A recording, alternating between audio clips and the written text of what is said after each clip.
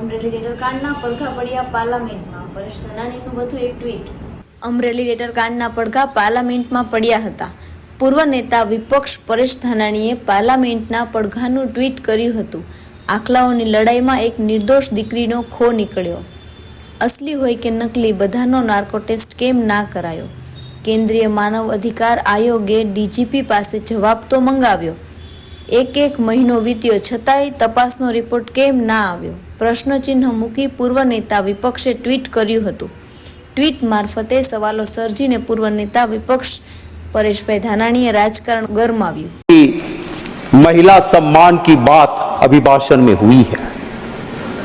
अभी अभी human right commission ने एक संज्ञान लिया। गुजरात के उस अमरेली में एक बेटी, पाटीदार की बेटी, उसका सरघस निकाला गया, पट्टे से उनको मारा गया। गलती क्या थी उसकी? एक जगह पे छोटे से पगार में वो टाइप का काम करती थी।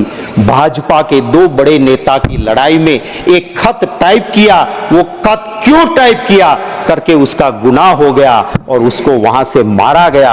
और उसी भाजपा का एक गुट का एक नेता जो एमपी भी रह चुके हैं, वो कल कहता है कि मैं नार्को एनालिसिस टेस्ट के लिए तैयार हूं, अगर दूसरे भाजपा वाले ग्रुप के सामने है वो भी नार्को एनालिसिस टेस्ट करवा ले।